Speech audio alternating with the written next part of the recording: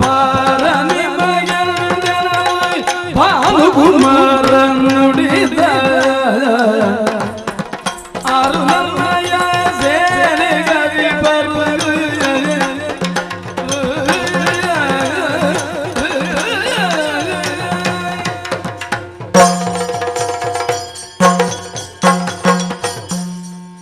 ಸಂಧಾನಕ್ಕಾಗಿ ಶ್ರೀಕೃಷ್ಣ ಹಸ್ತಿನೆಗೆ ಬಂದ. ನೆಪ ಮಾತ್ರ ನಿರ್ಣಯವಾದ್ದು ಸಂಗ್ರಾಮ. ದುರವೀಳ್ಯವನ್ನು ಕೊಟ್ಟು ಕಳುಹಿಸಿದ್ದೇನೆ. ಯುದ್ಧ ಬೇಡ ಯುದ್ಧ ಬೇಡ ಎಂದು ಪದೇ ಪದೇ ಹೇಳುತ್ತಿದ್ದಂತಹ ಧರ್ಮಜ ಸೇನಾ ವಾಹಿನಿಯೊಂದಿಗೆ ಕುರುಕ್ಷೇತ್ರಕ್ಕೆ ಬಂದು ಬೀಡು ಬಿಟ್ಟಾಗಿದೆ ಅಂತೆ. ನಮ್ಮಲ್ಲೇನು ಸಿದ್ಧತೆ ಕಡಿಮೆ ಆಗಲಿಲ್ಲ. 11 ಅಕ್ಷೋಹಿಣಿ ಸೇನೆ ಸಮರ ಸನ್ನದ್ಧರಾಗಿದ್ದಾರೆ. ಈಗ ಸಮಸ್ಯೆ ಸಣ್ಣದೊಂದು ಹುಟ್ಟಿಕೊಂಡಿದೆ. ಒಂದೊಂದು ಅಕ್ಷೋಹಿಣಿಗೆ ಒಬ್ಬೊಬ್ಬ ನಾಯಕನಿದ್ದಾನೆ.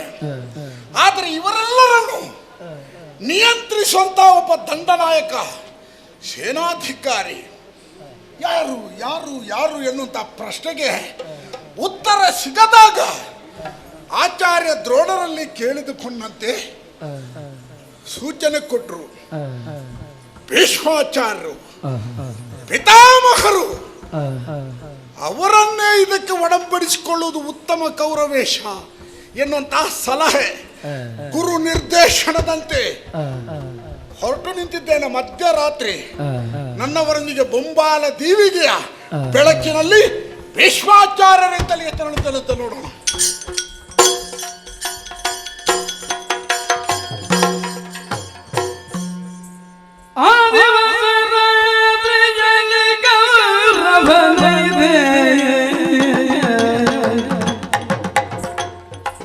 ಭೀಷ್ಮಗೆ ನಮಿಸಿ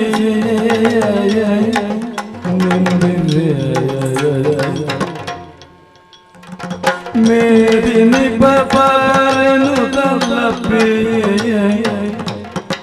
ಮೇರಿ ನಿಪನು ತಲಪಿ ವಿನೋದದಿಂದಲೇ ಪೇಯದನು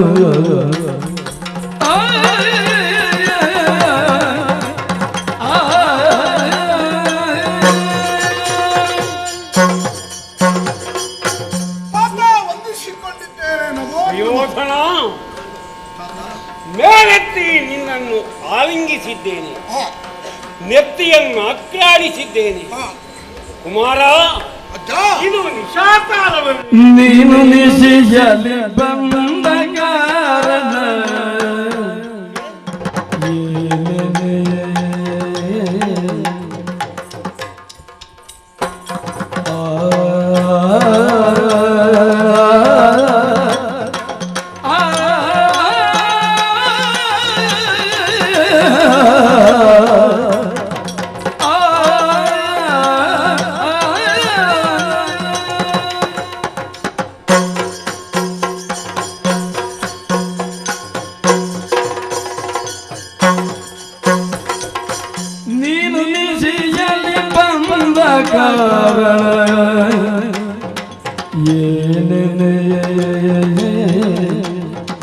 ನೀನು ನಿಶಿಯಲ್ಲಿ ಬಂದ ಕಾರಣ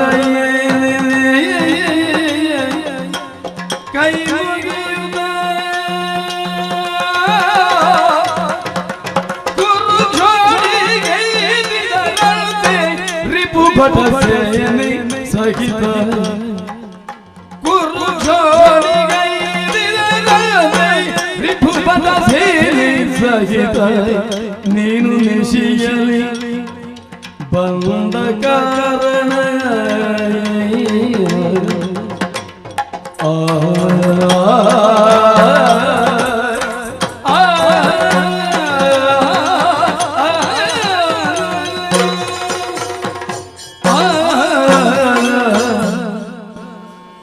ಮಗು, ನಿಶಾಕಾಲವಿದು.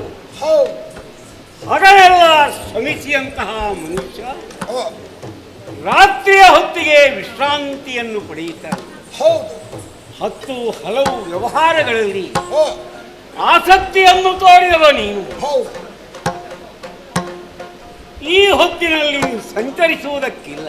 ಓ ಸಮಾಧಾನದಿಂದ ತಾನು ಹಗಲು ಏನು ಮಾಡಿದ್ದೇನೆ, ಓ ಪರಿಣಾಮ ಏನು ಓ ಇತ್ಯಾದಿಗಳನ್ನೆಲ್ಲ ವಿಮರ್ಶಿಸುತ್ತಾ ಓ ವಿಶ್ಲೇಷಿಸುತ್ತಾ ಓ ಹಾಯಾಗಿ ಮಲಗಬೇಕಾಗಿತ್ತು. ಹೌದು. ಅದನ್ನು ನುಡಿದು ಈ ರೀತಿಯಾಗಿ ಬರಬೇಕಾಗಿದ್ದರೆ ಏನೋ ಬಲವಾದ ಕಾರಣವಿರಬೇಕು. ಹೇಳ. ರಾಜಕಾರಣ. ಏನು? ರಾಜಕಾರಣಿಗಳಿಗೆ ರಾತ್ರಿ ಹಗಲೆನ್ನುವಂತಹ ವ್ಯತ್ಯಾಸವೇ ಇಲ್ಲ. ನಾನು ಆಯ್ದುಕೊಂಡದ್ದು ಈ ರಾತ್ರಿ ಹೊತ್ತನ್ನು. ಬಲವಾದ ಕಾರಣ ಇದೆ ಅಜ್ಜ. ಏನು ಮಗಳೇ? ಅಜ್ಜ, ಮಗು, ಈ ಮೊದಲು ಹಸ್ತಿನಲ್ಲಿ ಆದಂತಹ ವಿಚಾರಗಳನ್ನು ಮತ್ತೊಮ್ಮೆ ತಮ್ಮಲ್ಲಿ ಜ್ಞಾಪಿಸುವಂತ ಅವಶ್ಯಕತೆ ಇಲ್ಲ. ಗೊತ್ತಿದೆ ಮಗನೇ. ನನ್ನ ಕಠೋರವಾದ ಮಾತು ಅಂತ ನೀವೆಲ್ಲ ಅನಿಸಿರಬಹುದು. ನಿಷ್ಪಾಂಡವ ಪೃಥ್ವಿ ಎನ್ನುವಂತಹ ಘೋಷಣೆ, ಆ ಗುರಿ ಮುಟ್ಟುವಲ್ಲಿ ನನ್ನ ಯತ್ನ ಅಲ್ಲೇ ಪರಿಣಾಮ ಈ ತನಕ ಅದು ಪರಿಣಾಮ ಕೊಡದಿದ್ದರು ಕೊನೆಯ ಹಂತ ತಲುಪಿದೆ. ಈಗ ಅಂದರೆ ಯುದ್ಧ ನಿರ್ಣಯವಾಗಿದೆ. ಹೌದಪ್ಪ, ಗೊತ್ತು ನಮಗೆ. ಪಾಂಡವರು ಬೀಡು ಬಿಟ್ಟಿದ್ದಾರೆ ಕುರುಕ್ಷೇತ್ರದಲ್ಲಿ. ಹೌದೇ? ಈಗ ನಿಮ್ಮಿಂದ ಆಗಬೇಕಾದಂತ ಕಾರ್ಯವು ಕುರುಕ್ಷೇತ್ರಕ್ಕೆ ಧರ್ಮಜನು ಸೇನಾ ಸಮೇತನಾಗಿ ಬಂದಿದ್ದಾನೆ. ಬಂದರೆ ಪಾಂಡವರು ಸುದ್ದಿಯ ತೊಂದರೆ,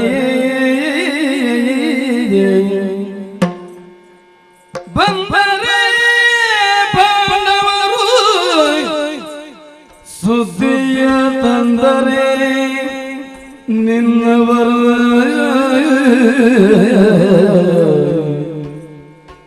ನಿನಗೆ ಭಾಷೆಯ ಕೊಟ್ಟರೆ ಕನ್ನಡಿ ನಾಯಕರು, ನಿನಗೆ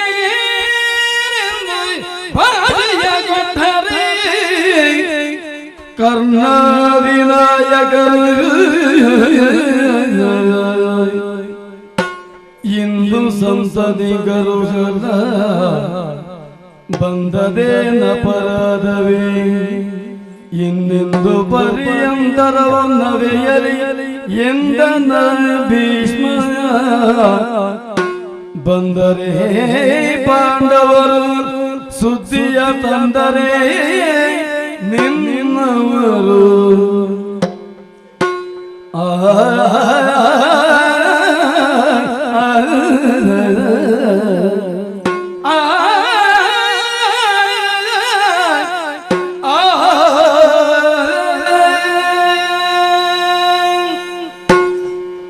ಸುಯೋಧನ, ಅಜ್ಜ, ಪಾಂಡವರು ಸೇನಾ ಸಮೇತ ಕುರುಕ್ಷೇತ್ರದಲ್ಲಿ ಬೀಡು ಬಿಟ್ಟಿದ್ದಾರೆ. ಬಂದಿದ್ದಾರೆ. ಬಂದರೆ ಪಾಂಡವರು ಈ ಸುದ್ದಿಯನ್ನು ನಿನ್ನವರು ನಿನಗೆ ಹೇಳಿದರೆ. ಹೌದಜ್ಜ. ಮಗು, ಅವರು ಬಂದ ವಿಚಾರವನ್ನು ತಿಳಿದ ನೀನು ನಿನ್ನವರೊಂದಿಗೆ ಸಮಾಲೋಚನೆಯನ್ನು ನಡೆಸಿಲ್ಲವೇ? ಯಾರು ನಿನಗೆ ಆತ್ಮೀಯರು ನಿನ್ನ ಮಾತುಗಳನ್ನು ಕೇಳಿದ ಕ್ಷಣವೇ ನಾನಾ ರೀತಿಯಿಂದ ನಾವಿದ್ದೇವೆ ಎಂದು ಹೇಳುತ್ತಿರುವಂತಹ ಭಟೋತ್ತಂಸರು ಆ ನಾಯಕ ಸ್ಥಾನವನ್ನು ಪಡೆಯುವುದಕ್ಕೆ ನಾವು ಎಂದು ಎದೆಯುಬ್ಬಿಸಿ ಮುಂದೆ ಬರುತ್ತಿದ್ದ ಹೌದು ಕರ್ಣಾದಿ ನಾಯಕರು ಹೌದು. ಏನಿಲ್ಲ ಪಾಂಡವರು ಬಂದುದು ತಪ್ಪಲ್ಲ ಮಗನೇ. ಅಲ್ಲ, ಬರುವುದಿಲ್ಲ ಅಂತ ಹೇಳಿದವರು ಬಂದರಲ್ಲ ಅಂತ. ಬರಲೇಬೇಕಾದವರು. ಯಾಕೆ? ಪಾರ್ಥಿವರು ಯುದ್ಧದಲ್ಲಿ ರಾಜ್ಯವನ್ನು ಸಂಪಾದಿಸಿಕೊಳ್ಳಬೇಕು. ಹೇಳಿದವನು ನೀನು, ಹೇಳುತ್ತಿರುವವನು ನೀನು. ಆದುದರಿಂದಲೇ ನಮ್ಮ ಸಂತತಿಯ ಹಿರಿಮೆ ಏನು, ಚಂದ್ರವಂಶದ ಘನತೆ ಏನು ಎಂಬುದನ್ನು ಪಾಂಡವರಿಂದು ತೋರಿಕೊಟ್ಟಿದ್ದಾರೆ. ಎಷ್ಟು ದಿನಗಳವರೆಗೆ ನಾನಾ ರೀತಿಯ ಕಷ್ಟಗಳನ್ನು ಅನುಭವಿಸುತ್ತಾ ಅಡವಿಯಲ್ಲಿ ಅವರು ಇರಬೇಕು. ಮಗನೇ ಅಜ್ಜ ಮಗನೇ, ಅಜ್ಜ ಪಾಂಡವರು ಯುದ್ಧಕ್ಕೆ ಬಂದರು ಎಂಬುದಕ್ಕಾಗಿ ನನ್ನಲ್ಲಿ ಹೇಳುವುದಕ್ಕಾಗಿ ಬಂದೆಯ? ಹೇಳುವುದಕ್ಕಾಗಿ ಅಜ್ಜ ಮಗನೇ, ಅನಿಬರಿ ಘರ ಮಿತ್ರ ನಮ್ಮಯ ಘನವೇ ನಿಮ್ಮದು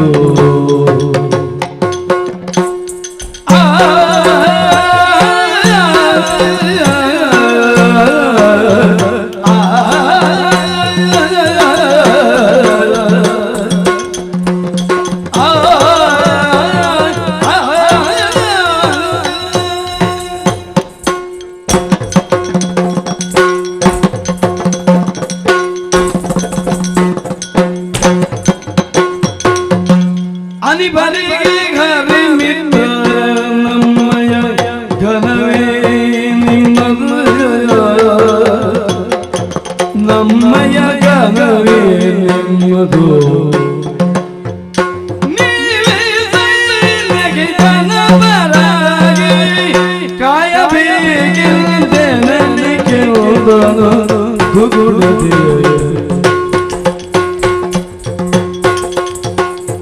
ನೀವೇ ಸೈನಿಗೆ ಜನಪರಾಗಿ ಕಾಯಬೇಕೆಂದೆ ನನಗೆ ಹೋದನು ದುಗುಡದೆ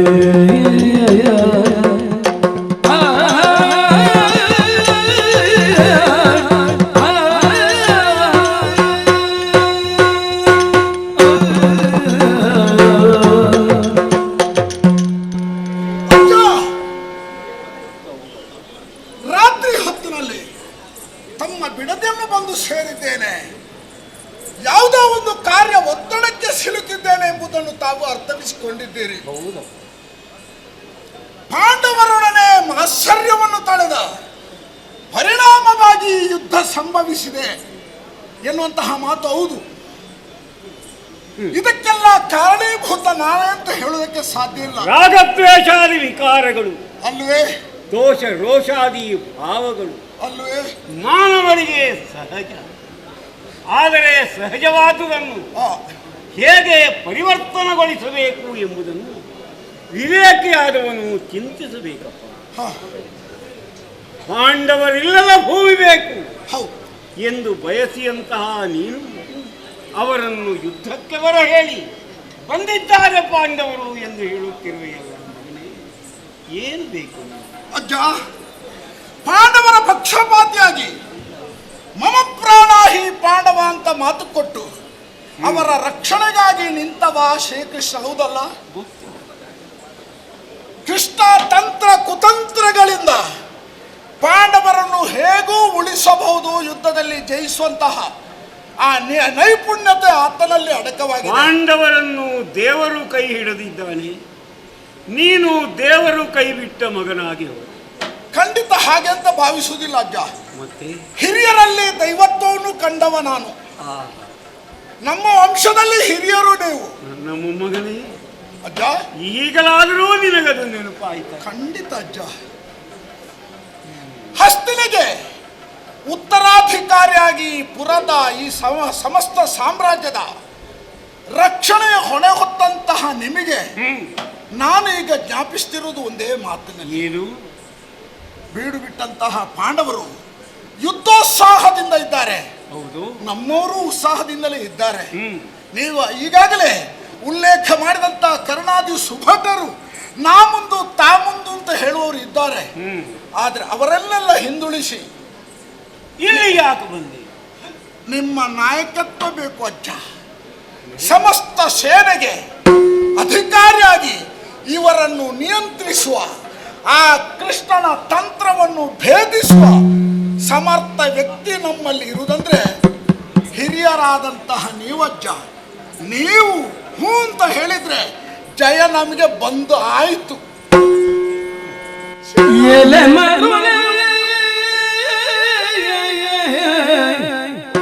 ಎಲೆ ಮರುಳೆ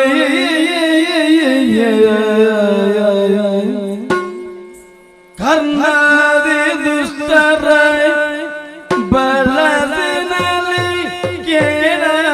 ವಂಶಕ್ಕೆ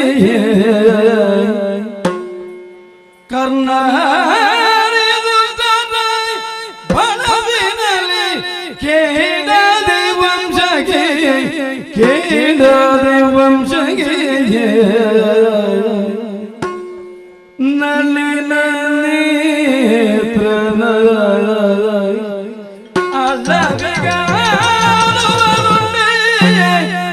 ಲೋಕದಲ್ಲಿ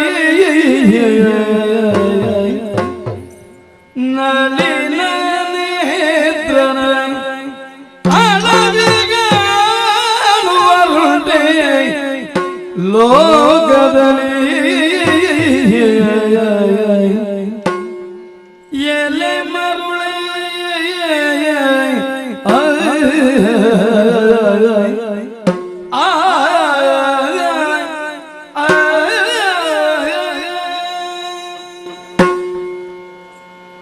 ಕೌರವ ಅಜ್ಜ ಮರುಳೆ ಯಾರು ಅಜ್ಜ? ನಿನಗೂ ಹೌದು ನನಗೂ ಹೌದು. ರಾಜಸೂಯಾತ್ವರದ ಮಹಾಸಭೆಯಲ್ಲಿ ಹ, ಶ್ರೀಕೃಷ್ಣನ ಮಹಿಮಾ ವಿಶೇಷಗಳನ್ನು ಹ, ಸ್ಪಷ್ಟವಾಗಿಯೇ ವಿವರಿಸಿದವನು. ಹೌದು. ಆತನ ಮಹತ್ವವೇನು, ಏನು ಮಾಡಬಲ್ಲ, ಅಘಟಿತ ಘಟನಾ ಸಮರ್ಥನಾದ ಹ, ಅವನ ನೇತೃತ್ವದಲ್ಲಿ ಪಾಂಡವರು ಸೇನಾ ಸಹಿತರಾಗಿ ಬಂದಿದ್ದಾರೆ. ಸಭಾ ಮಧ್ಯೆ ಸ್ಪಷ್ಟವಾಗಿ ನಿನಗೆ ಹೇಳಿದವನಲ್ಲ, ಹೌದು. ಪಾಂಡವರನ್ನು ಆಯುಧಗಳನ್ನಾಗಿ ಬಳಸಿ ಯುದ್ಧ ಭೂಮಿಯಲ್ಲಿ ಇದಿಲಾಗ್ತಾನೆ. ನೀನದನ್ನು ಆಕ್ಷೇಪಿಸಿದವನೇನು? ಹೌದು. ಸುಯೋಧನ, ನೀವು ಅನೇಕ ಸಂದರ್ಭಗಳಲ್ಲಿ ಕೃಷ್ಣನ ಮಹಿಮೆಯನ್ನು ಪಾಂಡವರ ಗುಣವಿಶೇಷವನ್ನು ನನ್ನಲ್ಲಿ ಹೇಳ್ತಾ ಇದ್ದೀರಿ. ಆದರೆ ಯಾಕೋ ನನ್ನ ಮನಸ್ಸು ಅವರ ಬಗ್ಗೆ ಅನುಕಂಪ ಮೂಡುತ್ತಾ ಇಲ್ಲ, ಈರ್ಷೆಯೇ ಇದೆ. ಹೌದಪ್ಪ, ಕೃಷ್ಣನ ಬಗ್ಗೆ ಆದರವಿಲ್ಲದ, ಹ, ಅವನನ್ನು ವಿರೋಧಿಸಿದ ಶಿಶುಪಾಲ ಏನಾದ ಅಂತ ನೀನು ಗೊತ್ತುಂಟು ಮಗ. ಅದೌದು. ನಿನ್ನ ತಪ್ಪಲ್ಲ, ನಿನ್ನ ಜೊತೆಯಲ್ಲಿ ಕೆಲವರಿದ್ದಾರಲ್ಲ, ಅವರನ್ನು ಬಳಸಿಕೊಳ್ಳುವ ವಿಧಾನ ಸರಿಯಾಗಿ ಕರ್ಣಾದಿ ಸುಪಟರು. ಹ, ಕರ್ಣ ಪರಾಕ್ರಮಿಯಲ್ಲ, ನಾನು ಆಕ್ಷೇಪಿಸುವುದೇ ಇಲ್ಲ. ಹ, ನಿನ್ನ ಭಾವ ಸೈಂಧವ ಹೌದು. ಯೋಗ್ಯತಾವಂತನಲ್ಲ, ಹೇಳುವುದೇ ಇಲ್ಲ. ಯೋಗ್ಯತೆ ಇಲ್ಲದವನಿಗೆ ಹಸ್ತಿನಾವತಿಯಿಂದ ಹೆಣ್ಣು ಕೊಡ್ತೇವೆ. ಮತ್ತೆ ಈಗ ಸಮಸ್ಯೆ ಇರುವುದು ಅದೇ. ನಿನ್ನ ತಮ್ಮ ದುಶ್ಯಾಸನ ಸಾಮಾನ್ಯನೇ. ಏನು ಅದ್ಭುತ! ಪತಿವೃತೆಯಾದ ಹೆಣ್ಣಿನ ತೆರಗೆಗೆ ಕೈ ಹಾಕುವುದಕ್ಕೆ ಸಮರ್ಥ. ಅಷ್ಟು ಸಭೆಯ ಮಧ್ಯದಲ್ಲಿ ಅದು ಕೂಡ. ಅದಕ್ಕೆ ಕಾರಣ ಏನು? ಹ, ನೀನು, ಬೇರೆ ಯಾರೂ ಅಲ್ಲ. ಯಾರನ್ನು ಹೇಗೆ ಬಳಸಿಕೊಳ್ಳಬೇಕು ಈ ವಿಚಾರವಾಗಿ ನೀನು ಯೋಚಿಸುವುದೇ ಇಲ್ಲ. ನಿನಗೆ ಕರ್ಣ ಬೇಕಾಗಿರುವುದು ಅರ್ಜುನನನ್ನು ವಿರೋಧಿಸುವುದಕ್ಕೆ, ಸೈಂಧವ ಬೇಕಾಗಿರುವುದು ಸಮರ್ಥರಾದಂತಹ ಪಾಂಡವರ ನಿಗ್ರಹಕ್ಕೆ. ಅದಕ್ಕಿಂತಲೂ ಹೆಚ್ಚಾಗಿ ಪಾಂಡವ ಪತ್ನಿಯನ್ನು ಎಳೆದು ತರುವುದಕ್ಕಾಗಿ ಕಳುಹಿಸಿದೆಯಲ್ಲ ಸೈಂಧವನನ್ನು ಕಾಡಿಗೆ. ಹೌದು. ಏನಾಯಿತು ಎಂಬುದು ನಿನಗೆ ನೆನಪಿದೆಯಲ್ಲ? ಹೌದು. ದುಶ್ಯಾಸನ ಇವರನ್ನೆಲ್ಲ ಬಳಸಿಕೊಂಡುದು ಹೇಗೆ?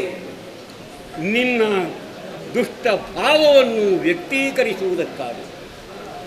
ಅವರ ಬಳಸಿನಲ್ಲಿ ಕೇಳಾದೆ ನಮ್ಮ ವಂಶಕ್ಕೆ ಮಾರಕನಾಗಿ ಹೋದೆಯಲ್ಲ ಮಗನೇ.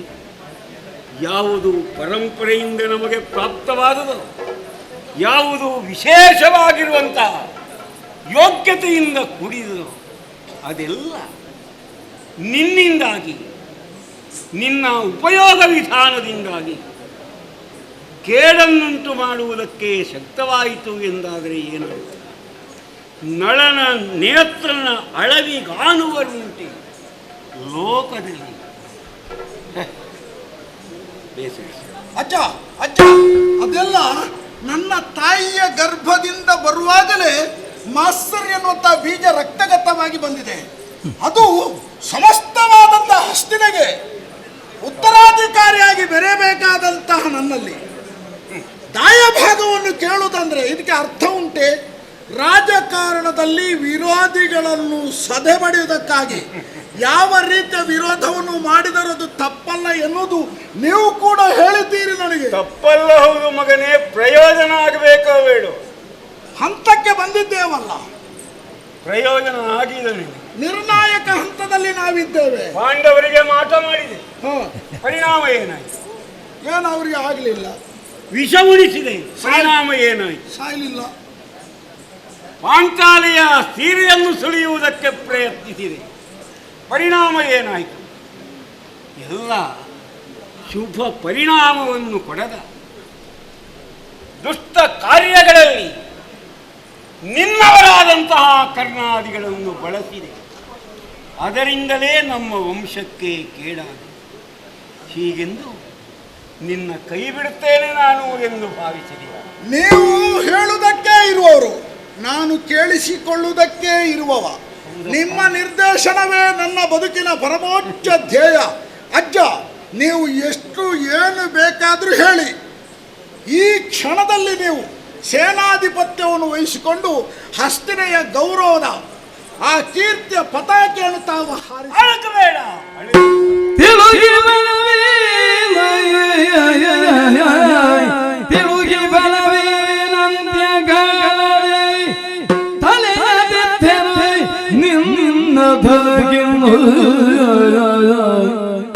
ಅಂತ್ಯಕಾಲದಿ ತಲೆಯ ತೆತ್ತೆನು ನಿನ್ನ ತನಗಿನ್ನು ಅಳುಗದಿರಲಿ ಅಳುಗದಿರಲಿ ಸೇನೆ ಬಂಧ್ಯವ ತಾಯಂದ ಅಳುಗದಿರಲಿ ಸೇನೆ ಬಂಧ್ಯವ ತಾಯಂದ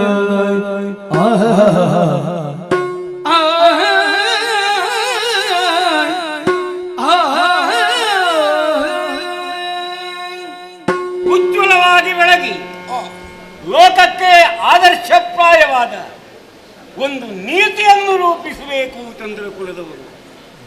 ಈ ಕಲ್ಪನೆಯಿಂದ ಮಗನೇ ಈವರೆಗೆ ನಾನು ಅಂತ್ಯಕಾಲ ಪ್ರಾಪ್ತವಾಯಿತು ಎಂದು ನನಗನ್ನಿಸಲಾರಂಭಿಸಿದೆ. ಮಗನೇ, ಅಜ್ಜ, ಎಷ್ಟೋ ವರ್ಷಗಳವರೆಗೆ ಗಾಳಿ ಬಗುದುಕ್ಕಿದ್ದು ಯಾಕಾಗಿ? ನಮ್ಮ ಕುಲದ ಹಿರಿಮೆಯನ್ನು ಉಳಿಸಬೇಕು. ನಮ್ಮ ಕುಲೋನ್ನತಿ ಏನು, ನಮ್ಮ ಮಾನೋನ್ನತಿ ಏನು, ನಮ್ಮ ಬಲೋನ್ನತಿ ಏನು, ಮುಂದಿನ ಪ್ರಪಂಚ ತಿಳಿಯುವಂತಾಗಬೇಕು. ಈ ಸದಾಶಯವುಳ್ಳವನಾಗಿ ಅದಕ್ಕೆಲ್ಲ ಅಂತ್ಯವೊದಗುವಂತಹ ಕಾಲಪ್ರಾಪ್ತವಾಯಿತೋ ಏನು? ಅಂತ್ಯಕಾಲದಲ್ಲಿ ಅರುಹಿ ಫಲವೇನು? ಅಳಕಬೇಡ. ಅಲ್ಲ, ನೀವೇ ಹಾಗೆ ಹೇಳಿದ್ರೆ ನನಗೆ ಧೈರ್ಯ ಹೇಳುವವರು ಯಾರು? ಅಳಕಬೇಡ ಮಗನೇ. ಅಜ್ಜ, ನನಗೆಂದೇನು ನಿನಗೆಂದೇನು? ಈ ಭೂಮಿಯ ಎಷ್ಟೋ ಮಂದಿಗಳಿಗೆ ಅಂತ್ಯಕಾಲವೇ ಪ್ರಾಪ್ತವಾಯಿತೋ ಏನೋ. ಅಂತ್ಯಕಾಲದಲ್ಲಿ ಎಷ್ಟು ಹೇಳಿದರೂ ಫಲ ದೊರೆಯುವುದಕ್ಕೆ ಸಾಧ್ಯವೇ ಇಲ್ಲ. ನಾನು ಹಸ್ತಿನಾವತಿಯ ಅನ್ನವನ್ನುಂಡು ಬೆಳೆದವ. ನಾನು ಹಸ್ತಿನಾವತಿಯ ನೀರನ್ನು ಕುಡಿದ. ಈ ದೇಹ ಇಂದಿನವರೆಗೆ ಬದುಕಿದ್ದರೆ ಹಸ್ತಿನಾವತಿಯ ಸಿಂಹಾಸನದ ರಕ್ಷಣೆಗೆ ಒಳಗಾದ. ಆದುದರಿಂದ ಬದುಕಿರುವ ತನಕ ಈ ನಿಷ್ಠೆಯಿಂದ ನಾನು ವಿಚಲಿತನಾಗಲಾರೆ. ಆದ್ದರಿಂದ ಅಳುಕದಿರು, ಈಗ ಧೈರ್ಯ ಅಧಿಪತ್ಯವ ಮಾಡ್ತೇನೆ. ಸಂತೋಷ ಆಯ್ತು ಅಜ್ಜ, ಸಂತೋಷ ಅಜ್ಜ. ಸೂರ್ಯೋದಯಕ್ಕೆ ಸರಿಯಾಗಿ ಸಭಾಸ್ಥಾನವನ್ನು ಸೇರ್ತೇನೆ. ಬೇಕಾದ ವ್ಯವಸ್ಥೆಗಳಲ್ಲಿ ಆಗಲಿ.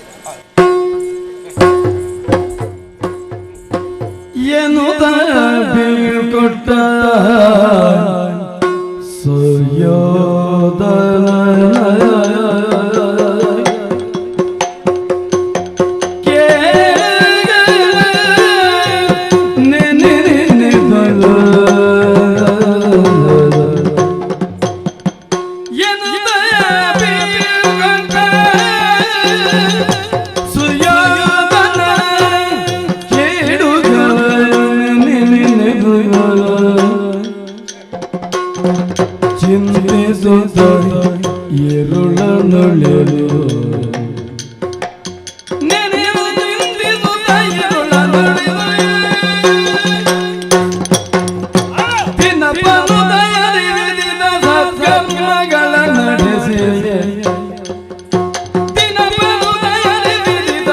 ಕರ್ಮಗಳ ನಡೆಸಿ ಗಣ ಮಹಿಮ ಸಭೆಗೆ ನಡೆದರಲ್ಲ ಗಣ ಮಹಿಮ ಸಭೆಗೆ ನಡೆದರಲ್ಲ ಎನ್ನುತ್ತ ಬೇಡುತ್ತ ಸಂಯೋಧನ ಕೇಳುಗಳ ನೆನೆದ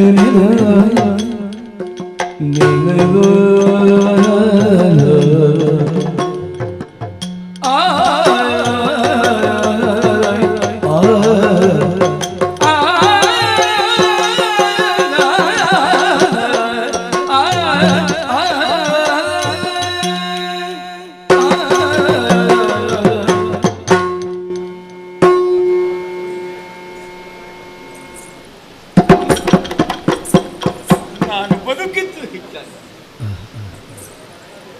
ಏನನ್ನೆಲ್ಲ ನೋಡಬೇಕು, ಯಾವುದನ್ನೆಲ್ಲ ಕೇಳಬೇಕು. ಕೃಷ್ಣ ಕೃಷ್ಣ, ಈ ಮುದುಕನ ಜೀವನದಲ್ಲಿ ಎಂತಹ ದುಃಖವನ್ನು ವಹಿಸಿದೆ ವಾಸುದೇವ. ದುಃಖ ಪರಿಹಾರಕನಾದ, ಎಲ್ಲರ ಇಷ್ಟವನ್ನೂ ಈಡೇರಿಸುವ ನಿನ್ನ ಮಹಿಮೆಯು ಅನ್ಯಾದೃಶವಾದ ನಮ್ಮ ಕೌರವನಿಗೆ ಕೆಡುಕಾಗ್ತದೆ. ಎಣಿಸಿದಾಗ ನನ್ನ ಅಂತರಂಗ ಮರುಗುತ್ತಿದೆ. ಏನು ಹೇಳಲಾರದ, ವಿವರಿಸುವುದಕ್ಕೆ ಬಾರದ ವಾತ್ಸಲ್ಯ ಆ ಸುಯೋಧನ. ಅವನಿಗೆ ಕೇಡಾಗ್ತದೆ ಎಂಬುದನ್ನು ಎಣಿಸಿದರೆ ನನ್ನ ಅಂತರಂಗ ಮರುಗಲಾರಂಭ. ಪಾಂಡವರು ಒಳ್ಳೆಯ ಗೊತ್ತಿದೆ, ಸದಾಚಾರ ಸಂಪನ್ನರಾದ, ಸತ್ಯ ಮಾರ್ಗವನ್ನು ಅತಿಕ್ರಮಿಸದ, ಪಾಂಡವ ವಿರೋಧಿಯಾಗಿ ಯುದ್ಧ ಭೂಮಿಯಲ್ಲಿ ನಾನು ಶರಪ್ರಯೋಗಿಸಬೇಕು. ಇದೆಂತಹ ಸಂಕಷ್ಟ. ಪಾಂಡವರೂ ಉಳಿಯಬೇಕು, ಕೌರವರು ಉಳಿಯಬೇಕು. ಇದೇ ನನ್ನ ನಿರ್ಧಾರವಲ್ಲೇ. ನೋಡು, ಭೀಷ್ಮನು ಬದುಕಿರುವ ತನಕ ಕೌರವರಲ್ಲಿ ಒಬ್ಬನಿಗಾದರೂ ಏನಾದರೂ ಕಷ್ಟ ಬಂತು ಎಂದಾದರೆ ದುಃಖಿಸುತ್ತಾರೆ. ಪಾಂಡವನಿಗೂ ಅಷ್ಟೇ ದುಃಖವಾಗಬಾರದು. ಪಾಂಡವರನ್ನು ಕಾಪಾಡುವುದಕ್ಕೆ ಹರಿಯಿದ್ದಾನೆ, ಕೌರವನಿಗೆ ಯಾರಿದ್ದಾರೆ. ಆದುದರಿಂದ ಮೀರಿ ಕದನವನ್ನು ಕೈಗೊಳ್ಳುವುದಕ್ಕೆ ಮುರಹರ ಬಿಡಲಾರೆ. ಈ ವಿಶ್ವಾಸದಿಂದ ಎಲ್ಲರಿಗೂ ಒಳ್ಳಿತಾಗಲಿ ಎಂಬ ಶುಭ ಹಾರೈಕೆಯೊಂದಿಗೆ ಯೋಚಿಸುತ್ತಿದ್ದವನು ಬೆಳಗಾಯ್ತಲ್ಲ, ನಿತ್ಯ ಕರ್ಮಗಳನ್ನು ಪೂರೈಸಿ ವೇಳೆಗೆ ಸರಿಯಾಗಿ ಸವಾಸ್ಥಾನವನ್ನು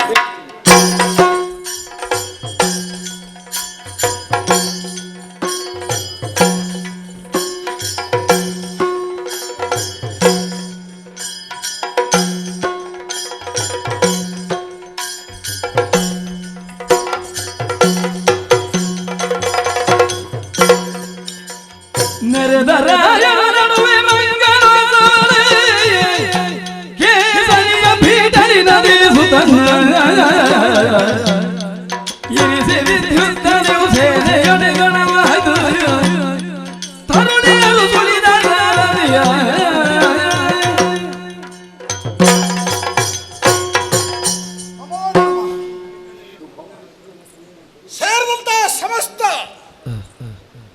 ಅರಸರಿಗೆ, ವಾಹಿನಿಯ ಪ್ರಮುಖರಿಗೆ ಎಲ್ಲರೂ ಗಮನಿಸಬೇಕು. ಇನ್ನು ಮುಂದಕ್ಕೆ 11 ಅಕ್ಷೋಹಿಣಿ ಸೇನೆಗೆ ನೇತೃತ್ವವನ್ನು ಕೊಡುವರು ಭೀಷ್ಮಾಚಾರ್ಯರು. ಸೇನಾಧಿಪತ್ಯವನ್ನು ವಹಿಸಿಕೊಂಡಿದ್ದಾರೆ. ಅವರ ಸೂಚನೆ ಪಾಲನೆ ಮಾಡುವಂತಹ ಕರ್ತೃತ್ವ ನಿಮ್ಮದು. ಯಾರ್ದಾದ್ರೂ ಆಕ್ಷೇಪ ಇಲ್ಲ ತಾನೆ? ಎಲ್ಲರೂ ಒಪ್ಪಿಕೊಳ್ಳಿ. ಸಂತೋಷ.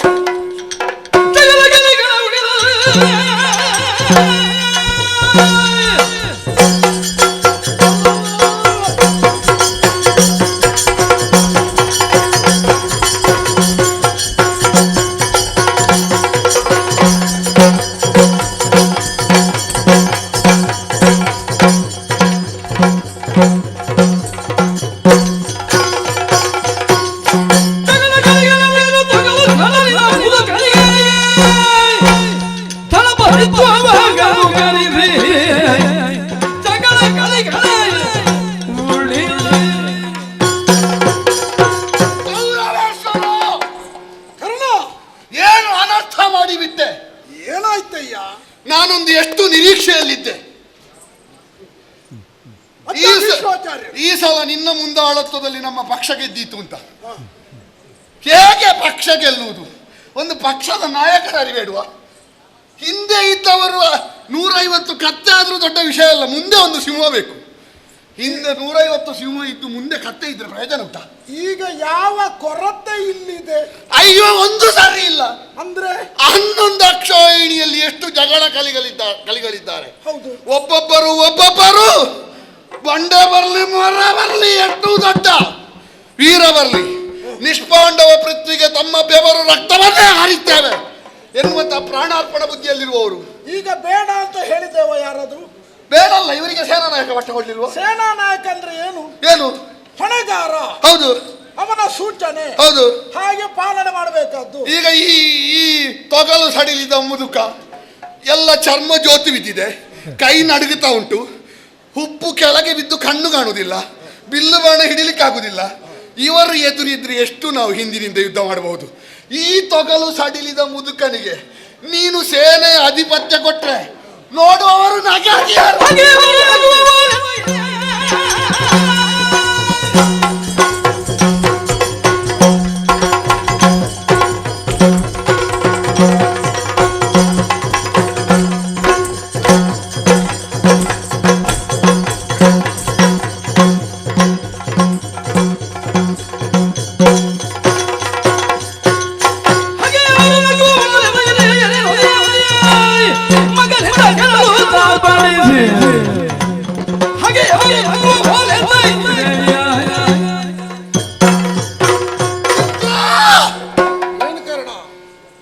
ನಾವು ನಗುವವರ ಮುಂದೆ ಜಾರಿ ಬಿದ್ದ ಹಾಗಾಯ್ತು.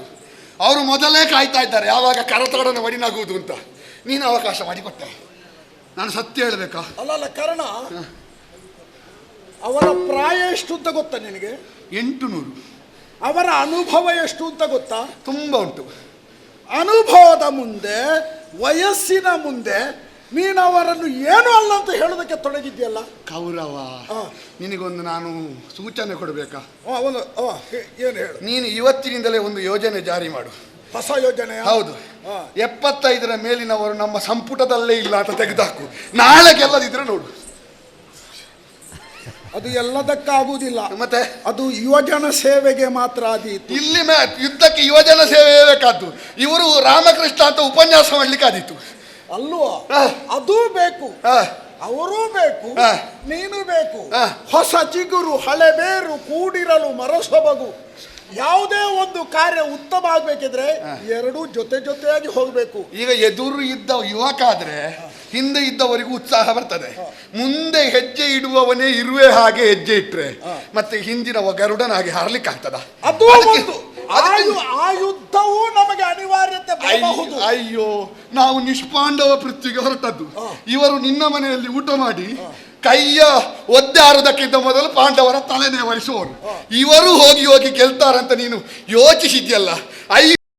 ನೋಡು, ಕೆಲವರು ಆಡುವುದಕ್ಕೂ ಮಾಡುವುದಕ್ಕೂ ಕೆಲವಾರು ಸಂದರ್ಭದಲ್ಲಿ ಅನಿವಾರ್ಯವಾಗಿ ಬದಲಾಗ್ತಾರೆ ಎನ್ನುವುದಕ್ಕೆ ಇವರೇ ನಿದರ್ಶನ. ಎಂತದು? ಪಾಂಡವರ ಬಗ್ಗೆ ಅನುಕಂಪವನ್ನು ತೋರಿಸುತ್ತಿದ್ದಂತಹ ವ್ಯಕ್ತಿ ಇಂದು ಸೇನಾಧಿಪತ್ಯವನ್ನು ವಹಿಸಿಕೊಳ್ಳುತ್ತಾ ನಿನಗೆ ಜಯ ಒದಗಿಸ್ತೇನೆ ಎನ್ನುವಂತಹ ಆ ಪೀಠದಲ್ಲಿ, ಕೇಸರಿ ಪೀಠದಲ್ಲಿ ಕುಳಿತಿದ್ದಾರೆ. ಅದು ಅಲ್ಲ ಅಂತ ಆಕ್ಷೇಪಿಸುವುದು ಸರಿ? ಕೌರವ, ರಾಜಕೀಯದ ಬಗ್ಗೆ ನಿನ್ನಷ್ಟು ನನಗೆ ಗೊತ್ತಿಲ್ಲ. ಆದ್ರೆ ಒಂದು ವಿಷಯ ಹೇಳೋದು ನಾನು, ನಮ್ಮ ಶತ್ರುಗಳು ನಮ್ಮ ವಿರೋಧ ಪಕ್ಷದಲ್ಲಿದ್ರೂ ದೊಡ್ಡ ವಿಷಯ ಅಲ್ಲ. ನಮಗೆ ಶತ್ರುಗಳು ನಮ್ಮ ಪಕ್ಷದಲ್ಲಿದ್ರೆ ಅದಕ್ಕಿಂತ ದೊಡ್ಡ ಮುಳ್ಳು ಬೇಡ.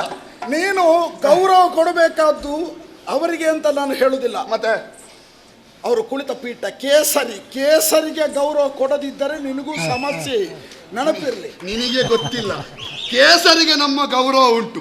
ಕೇಸರಿ ಹೆಸರು ಹೇಳಿಕೊಂಡು ಕೆಲವರು ಮಾಡುವ ಅನರ್ಥ ನೋಡುವಾಗ ಅವರಿಗೆ ಮುಖಕ್ಕೆ ಬಾರಿಸುವಂತ ಕಾಡ್ತಾರೆ. ಅಲ್ಲಲ್ಲ, ಅದು ಕೇಸರಿ ಹಾಕಿಕೊಳ್ಳುವುದು, ಅದನ್ನು ಮಾಡುವುದಕ್ಕಾಗಿ ರಕ್ಷಣೆಗೋಸ್ಕರ ಹಾಕಿಕೊಳ್ತಾರೆ ಹೊರತು ನಿಜವಾಗಿ ಹಾಕಿಕೊಳ್ಳುವವರು ಅಲ್ಲ. ಕೇಸರಿಯ ಪೀಠ ಸಿಂಹಾಸನದಲ್ಲಿ ಮುದಿ ಎತ್ತನ್ನು ಕುಳಿತುಕೊಳ್ಳಿಸಬೇಡ. ಎಷ್ಟೋ ಯುವಕ ಸಿಂಹಗಳೆಲ್ಲ ಉಂಟು, ಅದನ್ನು ಕುಳಿತುಕೊಳ್ಳಿಸುತ್ತ ಹೇಳೋದು.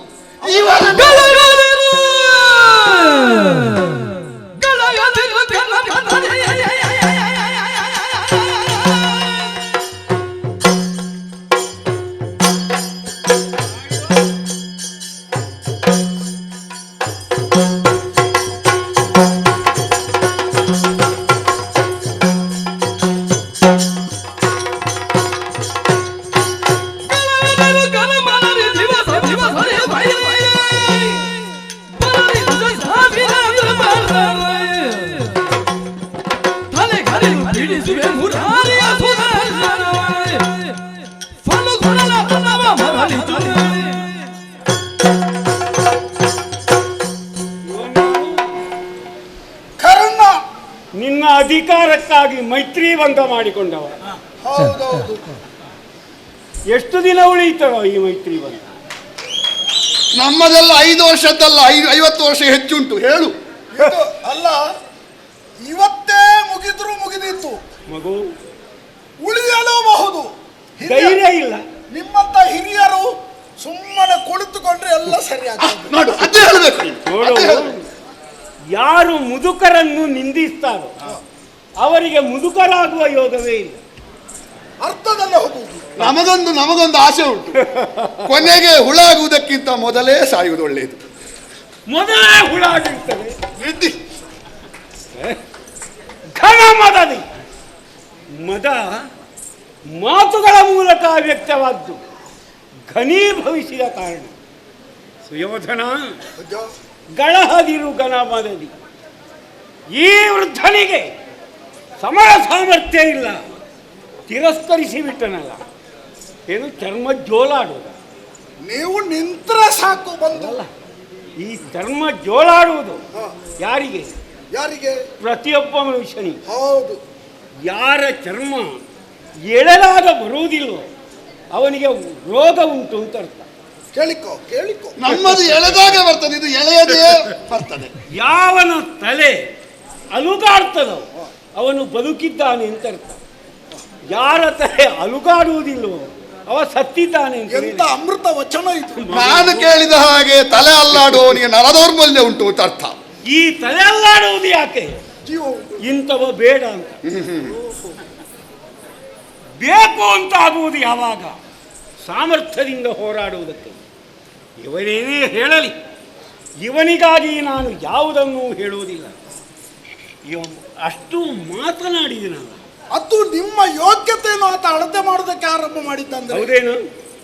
ಉದ್ದು ಉಬ್ಬಿದ್ರೆ ಅದನ್ನು ಮದ್ದಳೆ ಅಂತ ಹೇಳ್ತಾರೆ. ಆಗುದಿಲ್ಲ.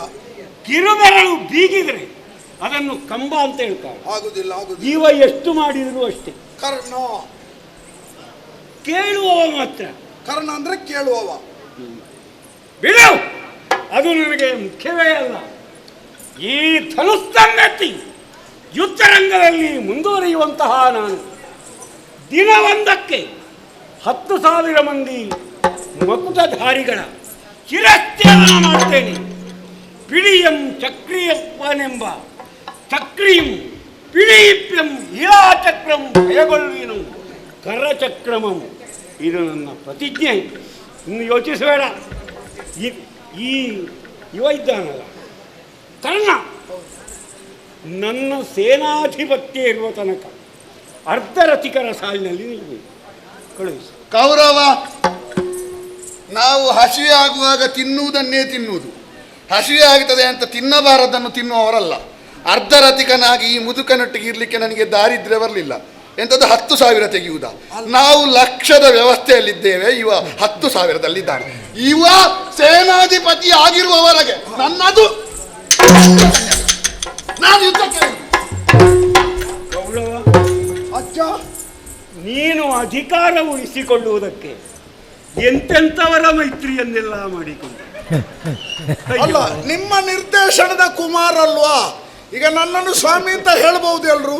ನಿಮ್ಮ ಕುಮಾರ್. ನಿನ್ನನ್ನು ಸ್ವಾಮಿ ಅಂತ ಹೇಳುವುದು ಯಾಕೆ? ನನ್ನವರು ಇಂಥವರನ್ನು ಸೇರಿಸಿಕೊಂಡ. ಇಲ್ಲದೇ ಇದ್ರೆ ನಿನ್ನನ್ನು ಸ್ವಾಮಿ ಅಂತ ಹೇಳ್ತಾರೆ. ಕುಮಾರ ನೋಡು, ಕುಮಾರ ಸ್ವಾಮಿ ಏನೂ ಅಲ್ಲ. ಇವನ ವಿಚಾರವಾಗಿ ನೀನು ಯೋಚಿಸುವುದನ್ನೇ ಬಿಡು. ಮುಂದೇನು ಎಂಬುದನ್ನು ಸಮರ ಮುಖದಲ್ಲಿ ನಾನು ತೋರಿಸಿಕೊಡ್ತೇನೆ. ಅಜ್ಜ, ಧೈರ್ಯವಾಗಿ. ನಾನು ಕುಮಾರ, ನೀವು ಸಾಕ್ಷಾತ್ ಪರಮೇಶ್ವರ ಆಗಬೇಕು. ನಾವು ಒಟ್ಟಾಗಿ ಮುಂದೆ ಹೋಗೋಣ. ಹೋದಷ್ಟು ದಿವಸ ಹೋಗಲಿ. ಆದರೆ ಒಂದು ಈಗ ನನಗೆ ಭೀತಿಯನ್ನು ಉಂಟು ಮಾಡಿತು. ಪ್ರಥಮ ಚುಮ್ಮನಂ ದತ್ತಭಗ್ರಂ ಎಂಬ ಅಂತ ಆಯಿತು. ಆರಂಭದಲ್ಲೇ ಇದೊಂದು ಸಣ್ಣ ತೊಡರು ಅಂತ ಭಾವಿಸ್ತೇನೆ. ಅಜ್ಜ, ಕ್ಷಮಾಯಾಚನೆ ಆತನ ಬಗ್ಗೆ. ಅದಕ್ಕೆ ಒಂದು ಹೇಳು, ಆದದ್ದೆಲ್ಲ ಒಳ್ಳಿತಾಯಿ. ಆದದ್ದೆಲ್ಲ ಒಳಿತೇ ಆಯಿತು. ಅಜ್ಜ,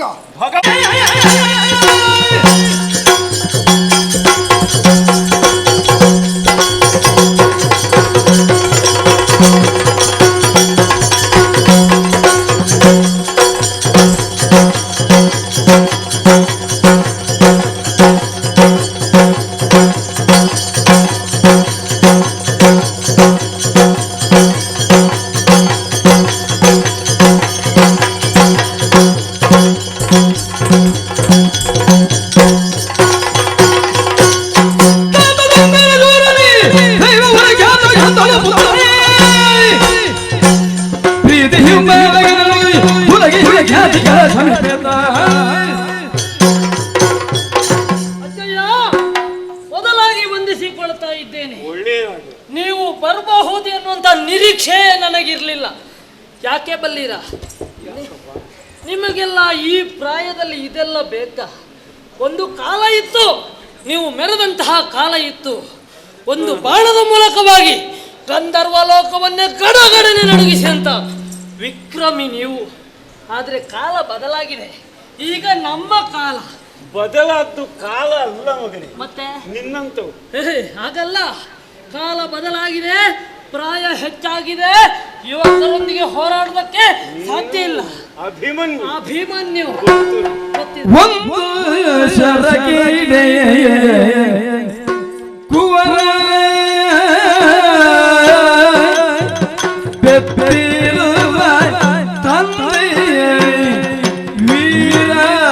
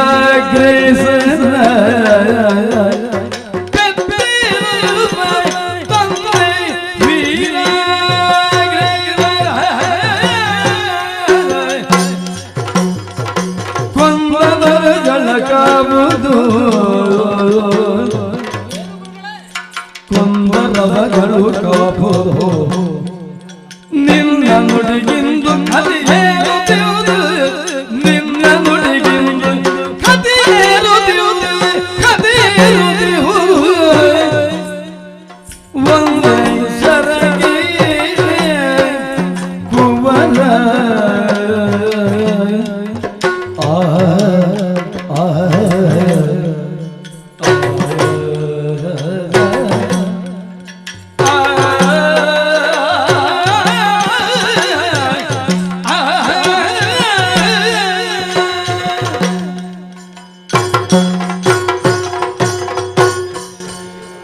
ನರಕಾಸುರನ ಮಗನನ್ನು ಭೂಮಿಗರಗಿಸಿದೆ.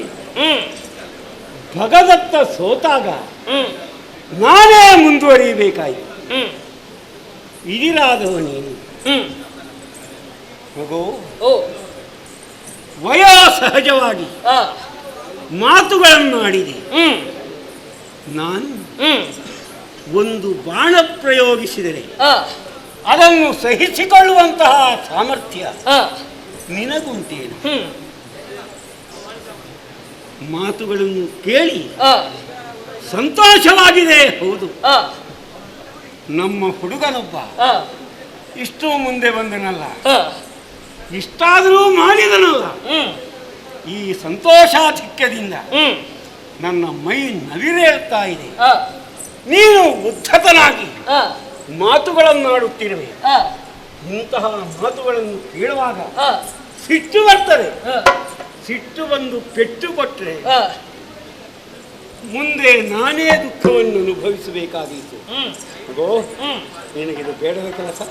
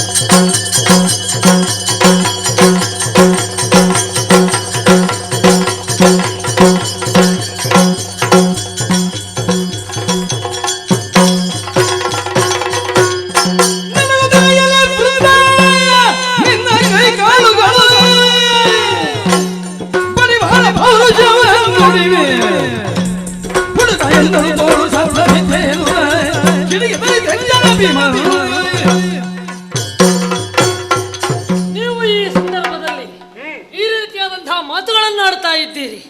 ನಿಮ್ಮ ಕೈಕಾಲುಗಳನ್ನು ನೋಡುವಾಗ ನನಗೆ ಬೇಸರ ಆಗುತ್ತಾ ಉಂಟು. ಊರು ಹೋಗುವ ಎನ್ನುವ ಹಾಗೆ ಕರೀತಾ ಇದೆ. ಹೌದಲ್ವೇ? ಆದ ಕಾರಣದಿಂದ ಕೇಳ್ತಾ ಇದ್ದೇನೆ. ಏನು ಮಗನೇ, ನಿಮ್ಮಿಂದ ಏನು ಮಾಡುವುದಕ್ಕೂ ಸಾಧ್ಯ ಇಲ್ಲ. ಬಾಣ ಪ್ರಯೋಗವನ್ನು ಮಾಡಿ ಎದುರಾಳಿಯನ್ನು ಸೋಲಿಸ್ತೇನೆ ಎನ್ನುವ ಹಾಗೆ ಈ ಕಾಲದಲ್ಲಿ ನೀವು ಬಂದ್ರೆ ನಿಮಗೆ ಕಷ್ಟವಾದೀತು. ರಣಕ್ಷೇತ್ರವನ್ನು ಬಂದು ಸೇರಿದ್ದೇನೆ. ರಣಕ್ಷೇತ್ರದಲ್ಲಿ ಏನು ಮಾಡಬೇಕು ಎನ್ನುವಂತಹ ಪ್ರಸಂಗಾವಧಾನತೆಯನ್ನು ಹೊಂದಿದ್ದೇನೆ. ನಾನು ಬಾಲಕನಾದರೂ ಕೂಡ ನಾನು ಪ್ರಯೋಗಿಸುವಂತಹ ಬಾಣಕ್ಕೆ ಬಾಲತಲೆ ಎನ್ನುವುದು ಇಲ್ಲ. ಆದ್ದರಿಂದ ಕೇಳ್ತಾ ಇದ್ದೇನೆ. ಕತ್ತಿಯ ಹರಿತವಾಗಿರುತ್ತದೆ. ಯಾವನು ಖಡ್ಗದಿಂದ ಹೊಡೆಯುತ್ತಾನೋ ಅವನ ಕೈಯ ಸತ್ವದಿಂದ ಆ ಕತ್ತಿಯ ಮೇಲೆ ಪರಿಣಾಮವನ್ನು ಬೀರಿ ಗಾಯವಾಗ್ತದೆ. ಮಗನೇ, ಬಾಣಕ್ಕೆ ಎಷ್ಟು ತ್ರಾಣ ಇದ್ದರೆ ತ್ರಾಣ ಪ್ರಯೋಗಿಸುವ ಕೈ ಸರಿ ಉಂಟ? ನನಗೆ ತ್ರಾಣ ಉಂಟು ತಾನೆ. ನಾವು ಕಲಿತಂತಹ ವಿದ್ಯೆ ನಮ್ಮನ್ನು ರಕ್ಷಿಸಿದ.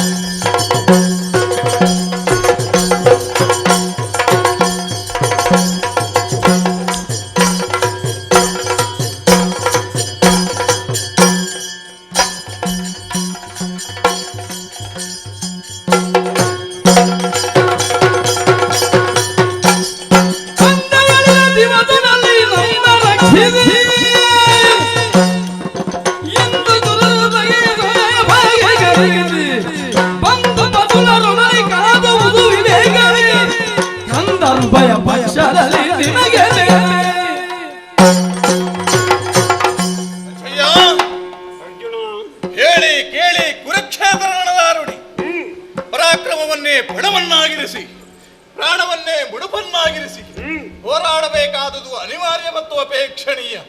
ಅಂತಹ ರಣಕಣಕ್ಕೆ ಕಳೆಗಟ್ಟುವ ಈ ವೇಳೆಯಲ್ಲಿ ನನ್ನ ಸಮ್ಮುಖದಲ್ಲಿ ಮಾರ್ಮನಿತು ನಿಂತವರು ಅಜ್ಜಯ್ಯ ಭೀಷ್ಮಾಚಾರ್ಯರು ರಥದಿಂದಿಳಿದು ಬಂದು ನಿಮ್ಮ ಚರಣ ಕಾಣತರಾಗುವಂತಿಲ್ಲ, ಕ್ಷಾತ್ರೇಯ ಧರ್ಮವಲ್ಲ. ಆದುದರಿಂದಲೇ 8 ಬಾಣಗಳನ್ನು ಇದು ಪದತಳಕ್ಕೆ ಹೊಡೆದಿದ್ದೇನೆ. ಸಾಷ್ಟಾಂಗ ವಂದನೆ ಹೀಗೆ ಗ್ರಹಿಸಿಕೊಳ್ಳಬೇಕು. ಅಜಯ್ಯ, ರಣಕಣದಲ್ಲಿ ಮಾರ್ಮರೆತು ನಿಂದಂತಹ ನಿಮ್ಮನ್ನು ಕಂಡಾಗ ಏಳತನದಿಂದ ಇಲ್ಲಿಯವರೆಗೆ ನಡೆದು ಬಂದಂತಹ ನಮ್ಮ ಜೀವನ ಕಥನಗಳು ಒಂದೊಂದೇ ಕಣ್ಣಿನಂಚಿನಲ್ಲಿ ಹಾಸುಹುಕ್ಕಾಗುತ್ತಾ ಇದೆ. ಶತದಂಗದಲ್ಲಿ ಶಾಪ ನಿಮಿತ್ತವಾಗಿ ನಮ್ಮ ಏನಾದಂತಹ ಪಾಂಡು ಚಕ್ರವರ್ತಿಯ ಹಸುವನ್ನು ಕಳಕೊಂಡ ಆ ಕಾಲದಲ್ಲಿ ನಮ್ಮವ್ವೆ ಕುಂತಿದೇವಿ 5 ಮಕ್ಕಳನ್ನು ಬ್ರಾಹ್ಮಣರ ಜೊತೆ ಸೇರಿಸಿಕೊಂಡು ಹಸ್ತಿನೆಗೆ ಕರೆ ತಂದಳಂತೆ. ಆ ಕಾಲದಲ್ಲಿ ಸಂತೋಷಗೊಂಡಂತಹ ನೀವುಗಳು ನಮ್ಮಗಳನ್ನು ಬರಮಾಡಿಕೊಂಡು ನಿಮ್ಮ ತೊಡೆಯ ಸೋಂಕಿನಲ್ಲೇ ಕೊಳ್ಳಿರಿಸಿ ತುತ್ತನ್ನವನ್ನು ಬಾಯಿಗಿಕ್ಕಿ ಆ ಮೂಲಕವಾಗಿ ಹಾಲು ಕುಡಿಸಿದವರು ನೀವುಗಳು. ಅಜ್ಜನಿಗೆ ನಮ್ಮ ಮೇಲೆ ಪ್ರೀತಿ ಇದೆ, ಅನುಕಂಪವಿದೆ, ಮಮತೆ ಇದೆ ಎಂಬುದಾಗಿ ನಾವು ಗ್ರಹಿಸಿಕೊಂಡುದು. ಆದರೆ ತದನಂತರದಲ್ಲಿ ನಡೆದಂತಹ ಒಂದೊಂದೇ ವಿದ್ಯಮಾನಗಳನ್ನು ನಾವು ವಿಚಾರಿಸುತ್ತ ವಿಮರ್ಶಿಸುತ್ತ ಹೋದೆವು ಎಂದಾದರೆ ಕುರುಕುಲ ಪಿತಾಮಹರಾದಂತಹ ನೀವು ಯಾಕೆ ಹೀಗೆ ವರ್ತಿಸಿದಿರಿ ಪ್ರಶ್ನೆಯೇ ಸುಳಿಯುತ್ತಾ ಇದೆ ಅಜ್ಜಯ್ಯ. ದ್ಯೂತ ಮುಖೇನ ನಾವು ಸೋತಾಗ ನಮ್ಮ ಇವರ ಮಡದಿಯಾದಂತಹ ದ್ರೌಪದಿಯನ್ನು ಕೌರವನ ಅನುಜ್ಞೆಯಂತೆಯೇ ದುಶ್ಯಾಸನ ಸಭೆಗೆ ತಂದು ಸೀರೆಯ ಸೆರಗಿಗೆ ಕೈಯಕ್ಕೆ ಸೆಳೆಯುವುದಕ್ಕೆ ಪ್ರಾರಂಭಿಸಿದಾಗ ತುಂಬಿದ ಸಭಾ ಮಧ್ಯದಲ್ಲಿದ್ದವರು ನೀವುಗಳು. ನಿಮಗಲ್ಲಿ ನಿಲ್ಲಿಸಬಹುದಿತ್ತು ಆ ಪ್ರಕರಣವನ್ನು. ಕಾಶಿ ದೇಶವನ್ನು ಪ್ರವೇಶ ಮಾಡಿದಂತಹ ನೀವುಗಳು ಒಂದು ಹೊಂಚಾರ ಮಾತ್ರದಿಂದಲೇ ಅಖಂಡ ಭೂಮಂಡಲದಲ್ಲಿದ್ದಂತಹ ಮಂಡಲಾಧಿಪರು ತಮ್ಮ ಮಂಡೆಯನ್ನು ನಿಮ್ಮ ಪದತಲಕ್ಕೆ ಒತ್ತಿ ಹಿಡಿದರಂತೆ. ಭೀಷ್ಮ ಬಂದಿದ್ದಾರೆ, ಇನ್ನು ನಮ್ಮ ಯುದ್ಧ ಇಲ್ಲ, ನಮ್ಮ ಸಂಗ್ರಾಮವಿಲ್ಲ ಅಂತ. ಒಬ್ಬ ಕೌರವ ಏನು 100 ಮಂದಿ ಕೌರವರು ನಿಮ್ಮ ಹುಂಕಾರಕ್ಕೆ ಹಾರಿ ಹೋಗುತ್ತಾ ಇದ್ರು. ಆದ್ರೆ ನೀವಲ್ಲಿ ಸುಮ್ಮನೆ ಕುಳಿತಿರಜ್ಜಯ್ಯ. ಇಂದಿಗೆ ಇಂತಹ ಮಹಾನ್ ಸಂಗ್ರಾಮ ಒಂದು ಏರ್ಪಟ್ಟಿದ್ದರೆ ಅದಕ್ಕೆ ಪರೋಕ್ಷವಾಗಿ ನೀವೇ ಕಾರಣೀಕರ್ತರಾಗಿ ಹೋದಿರಿ. ಯೋಚಿಸುವುದು ನಾನು. ಕುರು ರಣಧಾರುಣಿಯಲ್ಲಿ ಕುರುಪಕ್ಷದ ಸೇನಾಧ್ಯಕ್ಷನಾಗಿ ಆ ಘನತೆಯನ್ನು ಗೌರವವನ್ನು ಉಳಿಸುವುದಕ್ಕೆ ಬೇಕಾಗಿ ದಿವಸವೊಂದಕ್ಕೆ 10,000 ಮಕುಟಮರ್ದರರ ತಲೆಯನ್ನು ಕಡಿಯುತ್ತಾ ಮುಂದುವರಿಯುತ್ತಾ ಪಾಂಡವ ಸೇನೆಗೆ ಸೋಲನ್ನು ಒದಗಿಸ್ತಾ ಇದ್ದೀರಿ. ತಂದ ಎಳೆದ ದಿವಸದಿಂದ ಎಮ್ಮ ರಕ್ಷಿಸಿ ಇಂದು ಕುರುಪತಿಯ ಸಹಾಯದಿಂದ ನೀವು ಗರ್ಜಿಸ್ತೀರಿ ಅಂತಾದ್ರೆ, ಒಂದು ಪಕ್ಷದಲ್ಲಿ ನೀವು ಪ್ರೀತಿ ಅನುಕಂಪ ತೋರಿದವರು, ಒಂದು ಕಣ್ಣಿಗೆ ಬೆಣ್ಣೆ ಮತ್ತೊಂದು ಕಣ್ಣಿಗೆ ಸುಣ್ಣ. ನಾವು ಯಾವ ಪಾಪ ಮಾಡಿದ್ದೇವೆ ಅಂತ ನಮಗೆ ಈ ಶಿಕ್ಷಾಚಯ ಉತ್ತರ ಕೊಡುವುದಕ್ಕೆ ಏನು? ಎನಲು ಬೇಡ ಬಾಲ ಭಾಷೆ ಆಡಬೇಡ,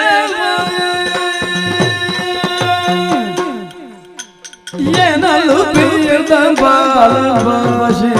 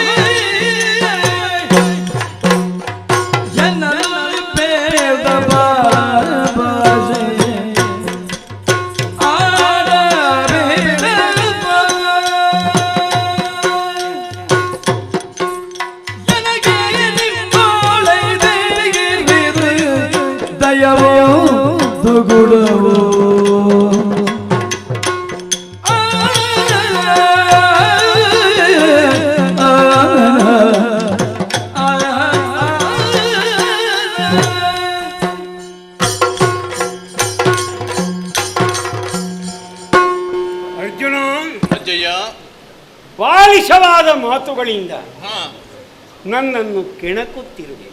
ಬಾಲಿಶವಾಯಿತೆ ಅಜ್ಜ. ಮಗನೇ, ಏನಜ್ಜಯ್ಯ? ನಿಮ್ಮ ಮೇಲೆ ನನಗೆ ಕೃಪೆ ಇದೆಯೋ ಇಲ್ಲವೋ ಅದನ್ನು ನೀನು ತಿಳಿದು ನನಗೆ ಏನೂ ಆಗಬೇಕಾದುದಿಲ್ಲ. ನನ್ನ ಅಂತರಂಗ ಏನು, ನಿಮ್ಮ ವಿಷಯಕವಾಗಿ ನಾನೇನು ಯೋಚಿಸ್ತೇನೆ, ಇದನ್ನು ನಿನ್ನಲ್ಲಿ ಹೇಳಬೇಕು. ಯಾಕೆ ಯಾಕೆ ಹೇಳಬೇಕು ಅಂದ್ರೆ, ನಿನ್ನ ಪ್ರಶ್ನೆಗಳಿಗೆ ಉತ್ತರವನ್ನು ಕೊಡುವುದಕ್ಕಿರುವ ನಾನಲ್ಲ. ಅಂದ್ರೆ ಉತ್ತರ ಇಲ್ಲ ಅಂತಲ್ಲ, ಆದ್ರೆ ಕೊಡುವುದಕ್ಕೆ ಮನಸ್ಸಿಲ್ಲ. ಉತ್ತರ ಕೊಡುವುದಕ್ಕೇ ಇರುವವನಲ್ಲ. ಕೇಳಿದ್ದಕ್ಕೆಲ್ಲ ಉತ್ತರ ಕೊಡುವುದಿದ್ದರೆ ನಾನು ಇಲ್ಲಿ ಯುದ್ಧಕ್ಕೆ ಬರ್ತೇನೆ. ಮಗನೇ, ನಿನಗಂತಹ ಮಾತುಗಳು ಯಾಕೆ? ಅಂದರೆ ನೀನು ಬಂದುದು ಯುದ್ಧಕ್ಕೆ. ಹೌದು. ನನ್ನ ಅಂತರಂಗದಲ್ಲಿ ನಿಮ್ಮ ವಿಷಯಿಕವಾದ ಭಾವಗಳೇನು ಇದನ್ನು ತಿಳಿದವನು ನೀನಲ್ಲ.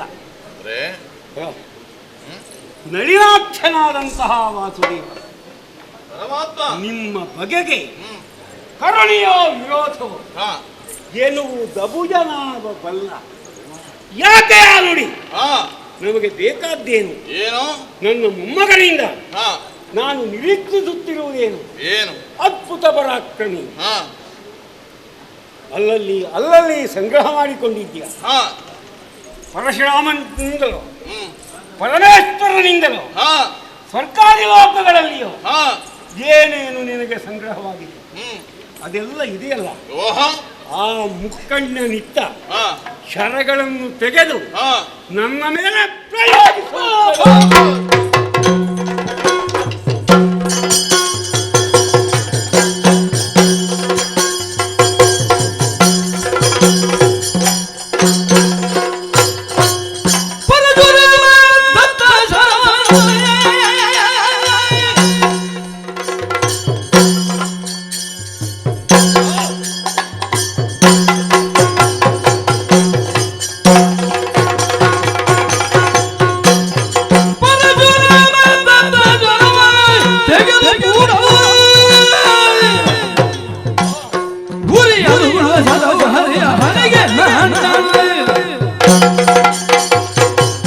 ನಮ್ಮ ಬಾಣಗಳನ್ನೆಲ್ಲ ಅರ್ಜುನ ಕತ್ತರಿಸುವುದಿಲ್ಲ.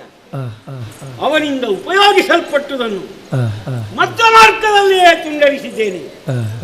ನನ್ನ ಬಾಣಗಳೇನು ಮಧ್ಯವರ್ತಿಯಾದಂತಹ ಮಾಧವ ನುಂಗಿದನೆ. ಯುದ್ಧ ಮಾಡುವವ ನಾನು, ಪಾಂಡವರು ಆಯುಧಗಳು ಹೇಳಿದ್ದೆನಲ್ಲ. ಹಾಗಿದ್ದರೆ ಯುದ್ಧಾಸಕ್ತಿಯುಳ್ಳ ಈ ಕೃಷ್ಣ ನನ್ನನ್ನು ಎದುರಿಸ್ತಾನೆ. ಪರಶುರಾಮ ಅನುಗ್ರಹದಿಂದ ಲಬ್ಧವಾದಂತಹ ಶರವಿದೆ. ಈ ಪ್ರಸ್ವಾಪನ ಶರವನ್ನು ಹರಿಯ ಹಣೆಗೆ ಗುರಿಯಿಟ್ಟು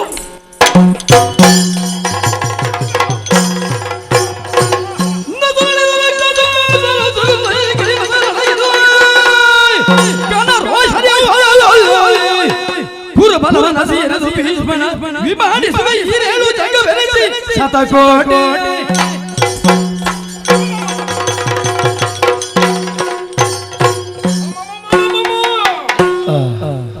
ನಿರಾತಂಕವಾಗಿ ಸುಲಲಿತವಾಗಿ ಅರ್ಜುನರ ಸಾರಥ್ಯವನ್ನು ನಿರ್ವಹಿಸಿಕೊಂಡಿದ್ದವನು ನಾನು. ಒಮ್ಮಿಂದೊಮ್ಮೆಗೆ ಬಾಣವೊಂದು ನನ್ನ ಹಣೆಯನ್ನು ಕೀಲಿಸಿತಲ್ಲ, ಹಣೆಯೊಡೆದು ರಕ್ತವು ಧಾರಾಕಾರವಾಗಿ ಸುರಿಯತೊಡಗಿದೆ. ಸುರಿದ ನಾಯಕ ಸೇರಬಾರದು ಎನ್ನುವ ಹಾಗೆ ನನ್ನ ಎಡಗೈಯಿಂದ ಆತುಮೆ ಹಿಡಿದೆ. ಯಾವನು ಬಾಣವನ್ನು ಹೊಡೆದವನು ಎನ್ನುವ ಹಾಗೆ ನೋಡಿದಾಗ ಆ ಕಡೆಯಿಂದ ಕಾಣುತ್ತಿರುವಂತ ಆಚಾರ್ಯ ಭೀಷ್ಮ ನಿರಪರಾಧಿಯಾದಂತ ನನ್ನನ್ನು ಘಾತಿಸಿದ್ದಾನೆ ಅಂತಾದ್ರೆ ಸುಮ್ಮನೆ ಬಿಡ್ತಾನೆ.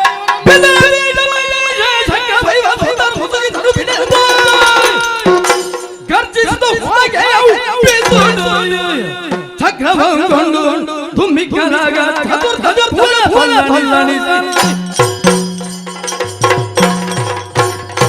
ಇವನು ಮಾಡಿದಂತ ಈ ಕಾರ್ಯಕ್ಕೆ ಸರಿಯಾದಂತ ಶಿಕ್ಷೆ, ಸರಿಯಾದಂತ ಫಲವನ್ನು ನಾನು ಕೊಡಲೇಬೇಕು. ಅದಕ್ಕಾಗಿ ಯಾರಿದ್ದಾರೆ ನೋಡುವವರು, ಶಕ್ರನು, ವೈವಸ್ವತನು, ಅಲ್ಲ ಚಂದ್ರನು, ಇನ್ನಿತರ ಸಕಲ ದೇವ ಗಣಗಳು ಬಂದು ಅಂಬರ ಪಥದಲ್ಲಿ ನೆರೆದು ಸಾಕ್ಷಿಯಾಗಿರಲಿ. ಇವನನ್ನ ಸೆಳೆದು ಈ ಕಣವೇ ವಿಭಾಡಿಸುವಂತಹ ಉದ್ದೇಶದಿಂದ ಅವರ ಸುದರ್ಶನವನ್ನು ತೆಗೆದಿದ್ದೇನೆ. ವಾಗೆಯನ್ನು ಬೀಸಿಡು.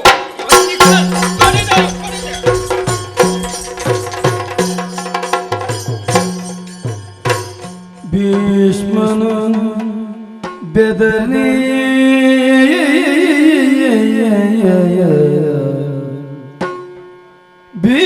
ಭೀಷ್ಮನು ಬೆದರಿ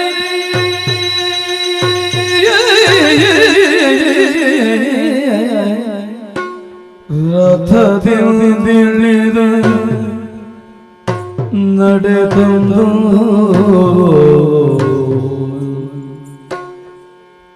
ರಥದಿಂದಿಳಿದು ನಡೆದು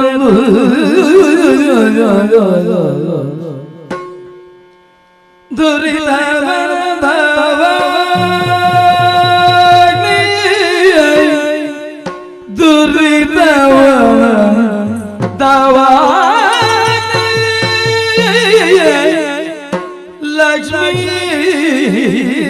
ಲಕ್ಷ್ಮೀವರ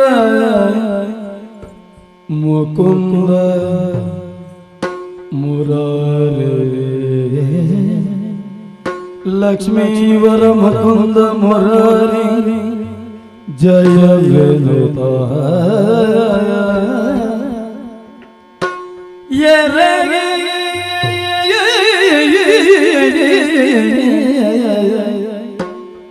ಮಗುಳಿದ್ದು ಅಚ್ಚುತನ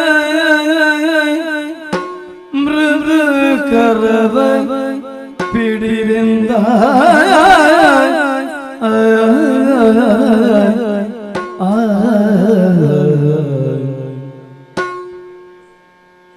ಶ್ರೀ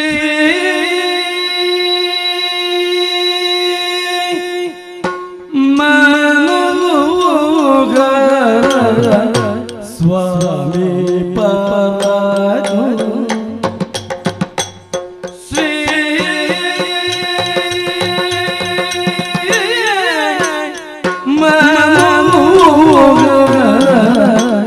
ಸ್ವಾಮಿ ಪರಾಜ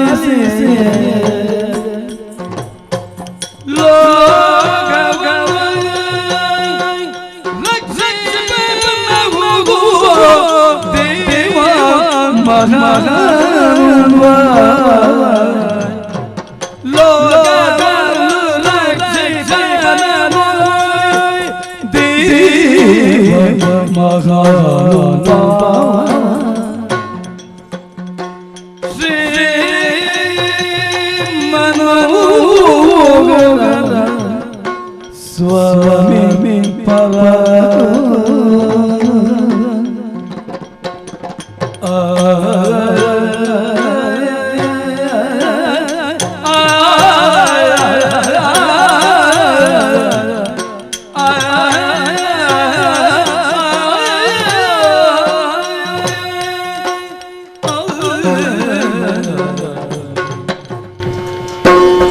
ಪರಾಕಿ ಲಕ್ಷ್ಮೀ ಮನೋಹರ ಕೈಯಲ್ಲಿ ಸುದರ್ಶನವನ್ನು ಧರಿಸಿದೆಯಾ ಸ್ವಾಮಿ. ಮನೋಹರವಾದ ಹೃದಯದಲ್ಲಿ ತುಂಬಿದ ವಾತ್ಸಲ್ಯ ರಸ ಆರಿ ಹೋಯ್ತೆ. ಕೃಷ್ಣ ಕೃಷ್ಣ, ಕೋಮಲಿಯಾದ ಸಾಗರ ಸಂಜಾತೆ ನಿನ್ನ ಕೊರಳಿಗೆ ಮಾಲಿಕೆಯನ್ನಿಕ್ಕಿ ನಿನ್ನಂತಹ ಸುಂದರನು ಇನ್ನಿಲ್ಲವೆಂದು ಆಯ್ಕೆ ಮಾಡಿಕೊಂಡಳಂತೆ. ಲಕ್ಷ್ಮೀದೇವಿಗೆ ಮನೋಹರನಾದ ನಿನ್ನಲ್ಲಿ ಕ್ರೌರ್ಯಾದಿಗಳು ಇರುವುದಕ್ಕೆ ಸಾಧ್ಯವಿದೆ. ಚಿನ್ಮಯ, ನನ್ನ ಕೊರಳರಿಯುವುದಕ್ಕೆ ಚಕ್ರವನ್ನೆತ್ತಿ ಹಿಡಿದಿರು. ಇಚ್ಛಾಶಕ್ತಿ ಸಂಯುಕ್ತನಾದ ನಿನಗೆ ಆಯುಧಾರಿಗಳ ಅಗತ್ಯವಿದೆ. ದಂತವಕ್ತ್ರನ ಶಿರಶ್ಛೇದನ ನಿನ್ನ ಪಾದವನ್ನು ತೊಳೆದ ತಳಿಗೆಯಿಂದ ಆಯ್ತೆಂಬುದನ್ನು ಕಂಡವಡ ಭೀಷ್ಮ ಸತ್ತೇ ಹೋಗಲಿ ಸಂಕಲ್ಪ ಮಾಡುತ್ತಿದ್ದರೆ ನಮ್ಮ ಹೆಣ ಉರುಳಿ ಎಷ್ಟು ಹೊತ್ತಾಗುತ್ತಿತ್ತು ಏನು ಅಲ್ಲ ಸ್ವಾಮಿ. ಯಾರು ನಿನ್ನ ವಿರೋಧಿಗಳು ಅವರನ್ನು ನಾಶ ಮಾಡುವುದಕ್ಕಾಗಿ ಮುಂದುವರಿಯುತ್ತಿರುವಂತಹ ಸುದರ್ಶನ ಹೋಗಕೂಡದು ಎಂಬುದಕ್ಕಾಗಿ ನಿನ್ನ ಹಣೆಯನ್ನು ಭೇದಿಸಿದ ನಮ್ಮ ಮೇಲೆ ಕೃಪಾದೃಷ್ಟಿಯುಳ್ಳವನಾಗಿ ಚಕ್ರವನ್ನು ಬಿಗಿಯಾಗಿ ಹಿಡಿದುಕೊಂಡು ನನ್ನನ್ನು ಕೊಲ್ಲುವುದಕ್ಕಾಗಿ ಅಲ್ಲ. ಇಂದ್ರೇಶ ನೋಡಿದ್ಯಾ, ಇವರೆಲ್ಲ ನನ್ನ ಸಂಬಂಧಿಕ ಮಕ್ಕಳು, ಮೊಮ್ಮಕ್ಕಳು, ಬಾಂಧವರು ಎಲ್ಲರೂ ಯುದ್ಧಾಂಗಣದಲ್ಲಿ ಒಂದಾಗಿದ್ದಾರೆ. ಯಾರು ಅಳಿದರೂ ನೋವಾಗುವುದು ನನಗೆ ಸಾಕು. ನನಗೆ ಆ ದುಃಖವನ್ನು ಸಹಿಸಿಕೊಳ್ಳುವುದಕ್ಕಾಗೋದಿಲ್ಲ. ಪ್ರಯೋಗಿಸು, ನಿನ್ನ ಚಕ್ರವನ್ನು ಪ್ರಯೋಗಿಸಿಯಾದರೂ ಈ ಭೀಷ್ಮನ ಸಾವು ಆಗುವಂತೆ ಮಾಡು.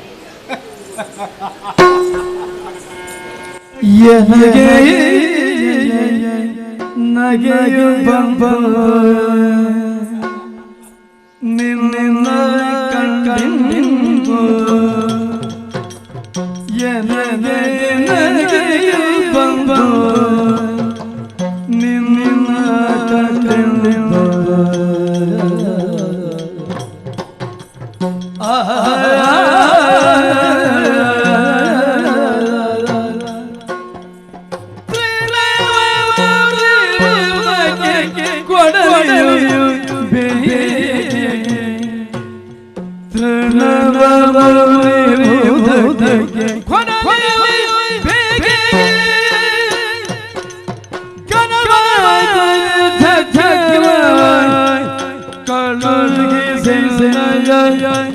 ರೋಮ ಭವ ಕಡಿದರೆ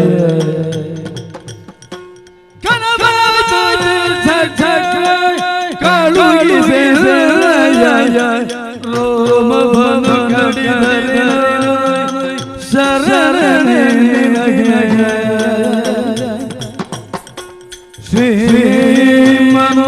ಶ್ರೀಮನೋಗರ ಸ್ವಾಮಿ ಪರ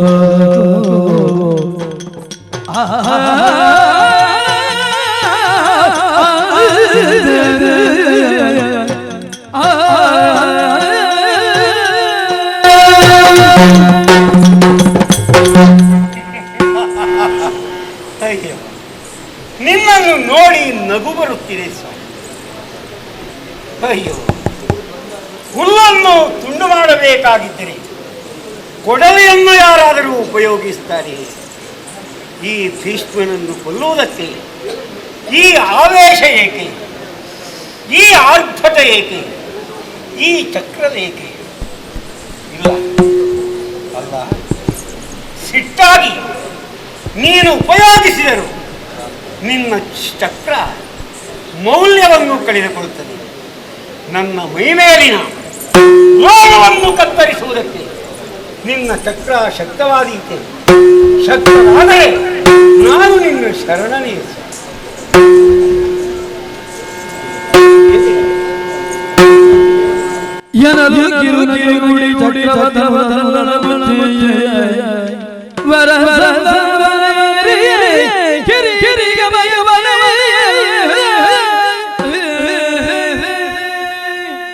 ಆಚಾರ್ಯರೇ, ನಾನು ಯಾಕೆ ಚಕ್ರ ಧರಿಸಿದ್ದೇನೆ ಎನ್ನುವುದನ್ನು ನೀವು ತಿಳಿದಿರಷ್ಟೇ.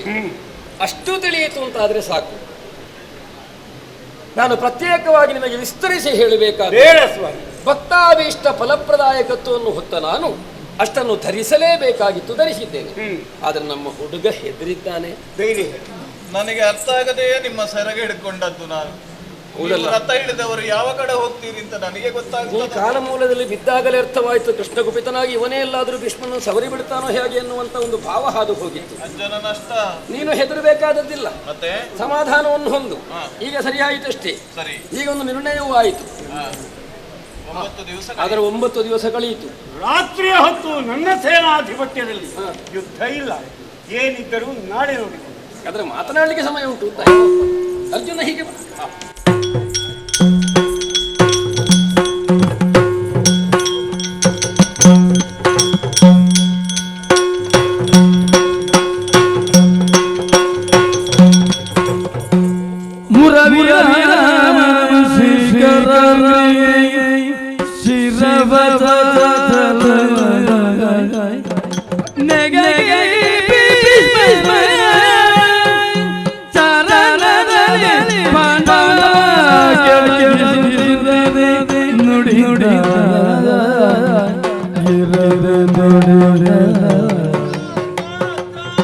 ಕಾಯಬೇಕಿ ತರಳರೈವರ ಕಾಯಗಳ ಕಾಯಬೇಕಿ ತರಳರೈವರ ಕಾಯಗಳ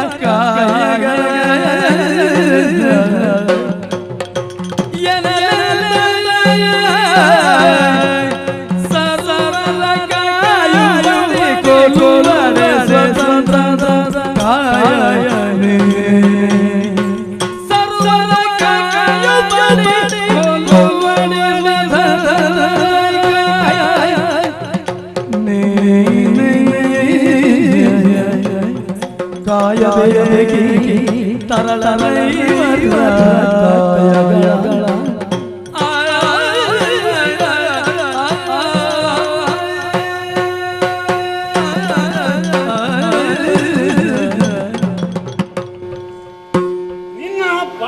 ನಮಸ್ಕರಿಸುತ್ತಿದ್ದಂತೆ ಮೇಲೆತ್ತಿದ ನೀನು ಪಾಂಡವರನ್ನು ನನ್ನ ಪಾದಕ್ಕೆ ಬೀಳಿಸಿದೆಯಲ್ಲ. ಬೀಳಬೇಕಾದವರು ಹಿರಿಯರು ಮಾಡುವ ಕ್ರಮ ಕಿರಿಯರಿಗೆ ಗೊತ್ತಾಗಬೇಡ.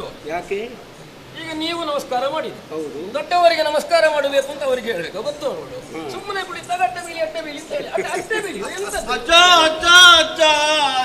ಹಿಂದೆಯೂ ನಮಸ್ಕರಿಸಿದವು, ನಾನಿದ್ದರೆ ಮುಂದೆಯೂ ನಮಸ್ಕರಿಸುವವರು.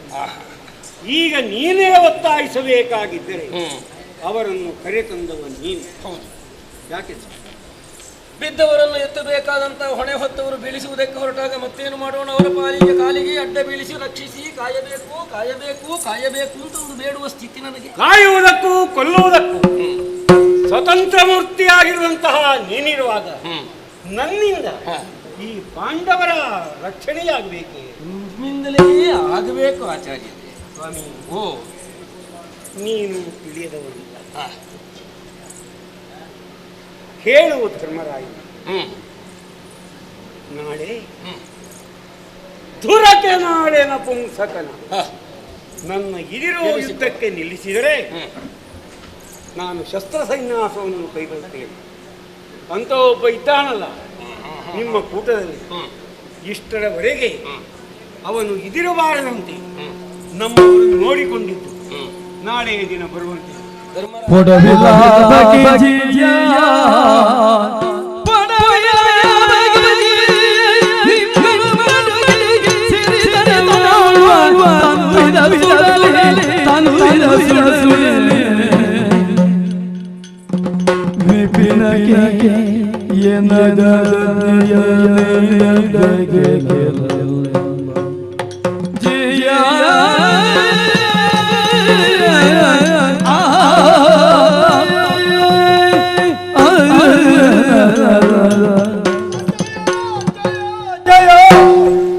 ಅನಾಥರಾದಂತಹ ನಮಗೆ ನೀವೇ ನಾಥರು.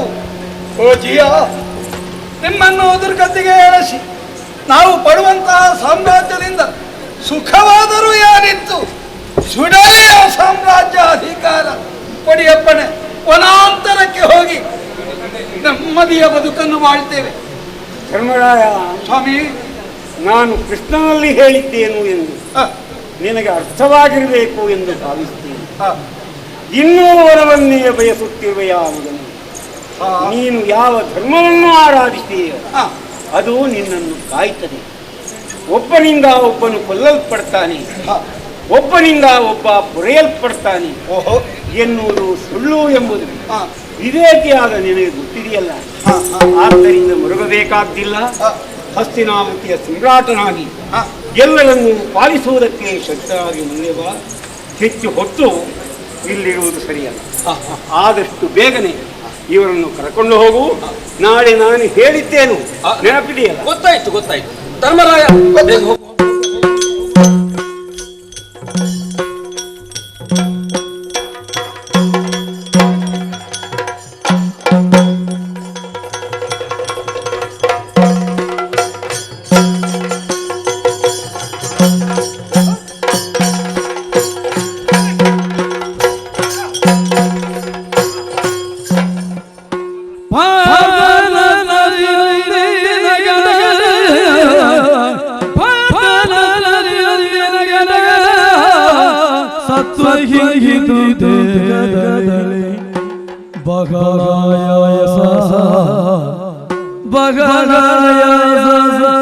ನಮ್ಮ ಹಂಬಲ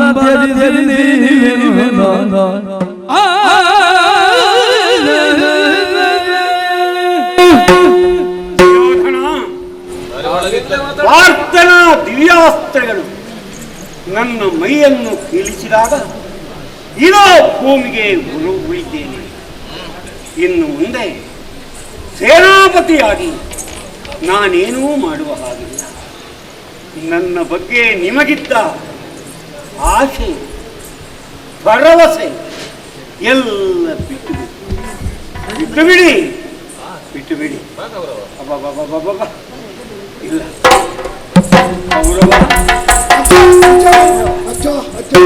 ಪಾರ್ಥನ ಕೌಲಂಬುಗಳು ನನ್ನ ದೇಹಕ್ಕೆ ನಾಟಿ ಅದು ಪಂಡಿತರನ್ನು ಕರೆಸಬೇಕೆ? ನಾನು ಮುಂದುವರಿಯಲಾರೆ ಮಗನೇ. ಆದ್ದರಿಂದ ನನ್ನ ಮೈಗೆ ಬಾಣ ನಾಟಿದಾಗ ಬೀಳುತ್ತಿರುವ ನನಗೆ ಇದು ಸರಳ ಮಂಚವಾಗಿದೆ. ತಲೆಗೊಂದು ಏನಾದರೂ ದಿಂಬು ಯಾರಲ್ಲಿ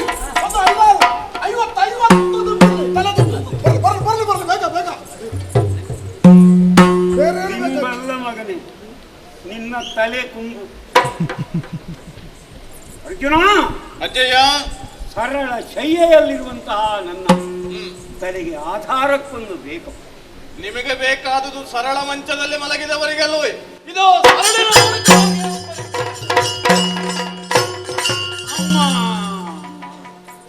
ಬಾಯಾರಿಕೆ ಮಗನೇ, ಅಜ್ಜ. ಬಾಯಾರಿಕೆಗೆ ಎಲ್ಲಾ ವ್ಯವಸ್ಥೆ, ಪಾನಕ, ಎಳನೀರು, 50 ಎಳನೀರು, 3 ಹಂಡ ಪಾನಕ. ಹಳೆಯ ಮುದುಕನಿಗೆ ಎಳೆಯ ನೀರು, ಎಳನೀರು, ಪಾನಕ ಕೊಂಡೋಗಿ ಕೋಣಕ್ಕೆ ಕೊಡು. ಅರ್ಜುನ, ಅಂತ್ಯಕಾಲದಲ್ಲಿ ಅಮ್ಮನ ಸ್ಮರಣೆಯನ್ನು ಮಾಡುತ್ತಿದ್ದೇನೆ. ನನಗೆ ಬೇಕಾದುದು ಅರ್ಥವಾಯಿತು ಅಜ್ಜ, ಅರ್ಥವಾಯಿತು. ವೃದ್ಧಾಪ್ಯದಲ್ಲೂ ತಾಯಿಯ ಎದೆ ಹಾಲನ್ನೇ ಕುಡಿಯಬೇಕು ಅಂತಲ್ವೇ? ಇದು ಪಾತಾಳ.